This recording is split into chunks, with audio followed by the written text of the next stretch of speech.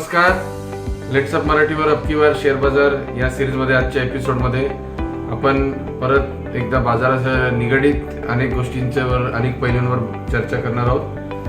आता बाजारात सुरुवात कशी करायची याबद्दल आपण मागील अनेक एपिसोडमध्ये पाहत आलो. डीमॅट अकाउंट पासून विविध फॉर्मॅलिटीज.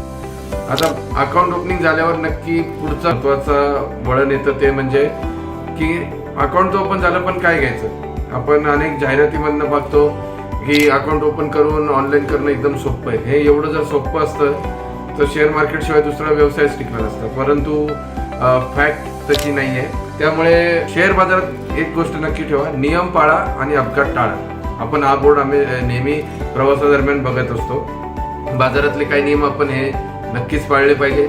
जसे अनेकदा वेळोवेळी आम्ही तुम्हाला बोललोय की कर्ज घेऊन अजिबात बाजारात येऊ नका. कर्जाचे व्याजाचे पैसे आणून बाजारात ट्रेडिंग अथवा गुंतवणूक दोन्हीचाही विचार करू नका. दुसरा मुद्दा, वायदे बाजार म्हणजेच डेरिव्हेटिव्ह यात अजिबात पाऊल टाकू नका. याचाही विचार नवख्या लोकांनी करू नये. तिसरा मुद्दा हा आहे की बाजारात आपण आलोय ते आपल्याला अभ्यास करून काहीतरी करायला पाहिजे. उगाच कोणाच्या ऐक्यू गोष्टींवर कोणी काय सांगतोय बाजारात या फिक्स आहे ते हे सगळे टाळावे. मग आता हे वारंवार सांगून झाले तुम्हाला. आता आपण आज बघूयात की आपण कसं कंपन्यांसंदर्भात अभ्यास करता येईल किंवा आपल्याला एक कमीत कमी इवन इफ डीप नॉलेज नाही भेटलं तरी निदान आपल्याला एक मॅक्रो माहिती असावी. आपण काय काय बघितलं पाहिजे कंपनी सिलेक्ट करताना. आपण जर ऐतिहासिकरित्या पाहिलं तर ज्या ज्या कंपन्या आजपर्यंत बाजारात दिवाळखोर झाल्या आहे किंवा ज्यांच्या गुंतवणूक लाखाच्या 12,000 झाल्या त्यांचा एक समान धागा म्हणजे कर्जाचं बर्डन. तो युनिटेक असो की जेपी असोसिएट असो, अनेक कंपन्या. त्यामुळे कर्जमुक्त कंपनी शोधली पाहिजे. दुसरी गोष्ट, प्रमोटर्स होल्डिंग. प्रमोटर म्हणजे स्वतः ज्यांनी कंपनी काढली ते प्रवर्तक, त्यांची होल्डिंग ही कमीत कमी 40 ते 50% असावी. एक्सेप्शन प्रूव्स द रूल या नियमाप्रमाणे या नियमाला एखाद दुसरी कंपनी अपवाद ठरू शकते.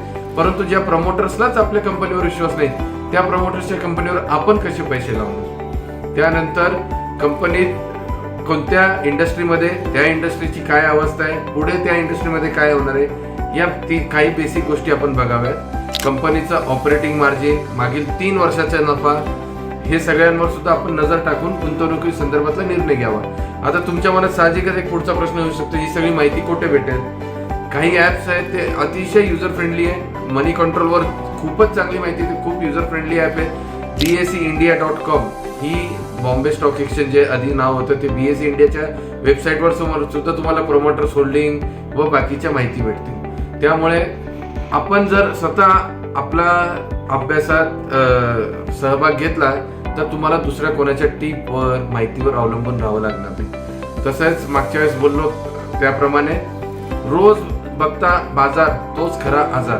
तुम्ही रोज आज मार्केट 1500 पॉईंट प्लस, आज 2000 मायनस, ते बघून तुम्ही विचलित होतात. त्यामुळे तुमच्याकडनं गुंतवणुकी संदर्भातले निर्णय घेताना चुका होऊ शकतात. आणि ज्या मागे बोललो त्याप्रमाणे बाजार बघून निर्णय घेण्यापेक्षा स्टॉक स्पेसिफिक निर्णय घेणे हे खूप गरजेचे आहे. आम्ही आमच्या क्लायंट्सला वेळोवेळी काही स्टॉक सुचवत असतो. हा इथे कोणताही खरेदीचा सल्ला नव्हे तर फक्त तुमच्या अभ्यासासाठी आम्ही वेळोवेळी काही नावे देत असतो. मागे बोललो ते स्टॉक्स जमना ऑटो, टाटा कॉफी हे स्टॉक सध्या आमच्या रडारवर आहे. कॉफी जी आपली कॉफी बनते ती अनेक वर्षाच्या, जवळपास 8 ते 9 वर्षाच्या कॉफीचे रेट हे 8 ते 9 वर्षाच्या ऐतिहासिक स्तरावर आहे. याचा फायदा कोणाला भेटणार तर टाटा कॉफी सारख्या कंपन्यांना भेटायला अपेक्षित आहे. सध्या 213-14चा भाव टाटा कॉफीचा चाललाय व जमना ऑटो हे 2 शेअर्स आम्ही तुम्हाला देखील अभ्यासासाठी सुचवतो. जो क्रायटेरिया मी तुम्हाला आता बोललोय तो बघा. अजूनही तुमच्या कोणते शेअर्स तुम्हाला सुचले त्यात प्रमोटर्स होल्डिंग, कर्जमुक्त अशा गोष्टी बघून त्या संदर्भातले निर्णय घ्यावे. पुढील एपिसोडमध्ये आपण आता टप्प्याटप्प्यात पुढे जात आहोत. बेसिक पासून आपण आता आज थोडं पहिले पाऊल पुढे आले. पुढील एपिसोडमध्ये या पुढचं अजून काही आपण नवीन शिकण्याचा प्रयत्न करूया. तोपर्यंत आपली रजा घेतो. धन्यवाद.